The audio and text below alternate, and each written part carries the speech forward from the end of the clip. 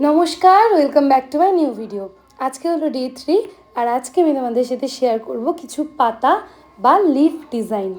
तो प्रथमे आमरा जेटा करब देखो आमरा जे आमान्ड बादाम खाई ना एटा अनेकटाई आमान्ड बादामेर शेपेर एक एकटा प्याटेल। तो नीचेर दुटो प्याटेल एकटू दुई दिके बेঁকিয়ে देब और माझखानेरटा सोजासुजी देब। माझखान दिए एक करे दाग दिए देबो और पुरोटा बर्डार करे देबो, ब्यास ताहलेई डान। एबार आसि सेकेंडे।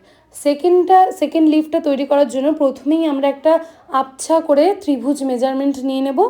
तारपरे ठीक माझखान थेके आमरा शुरू करब पाता बा लिफ ड्र करा। এই পাতা বা লিফের ধরনটা একটু অন্যরকম, তোমরা মন দিয়ে দেখলেই বুঝতে পারবে আমি কিভাবে করছি। তো এটাতে একটাই শর্ত হলো এই ত্রিভুজ বা যে মেজারমেন্টটা আমরা আগে নিয়েছিলাম সেটার বাইরে যেন কোনো মতেই পাতাগুলো না বেরায়, তার মধ্যেই যেন থাকে, তাহলেই দেখো একটা সুন্দর শেপ আসলো ওই ত্রিভুজের মতনই অনেকটা। এবার আসি থার্ডে। এই পাতাটা আমরা ছোটোবেলায় যারা আঁকা শিখেছি তারা মোটামুটি সবাই করেছি, খুব সহজ এবং কমন একটা পাতা। তোমরা দেখলেই বুঝতে পারবে, এটা আমি আর আলাদাভাবে বলছি না। তো তোমরা এরকম প্রথমে যদি অসুবিধা হয় আবছা আবছা করে ডট দিয়ে দিয়ে প্রথমে এঁকে নিতে পারো, তারপরে ফাইনাল টাচ দেবে।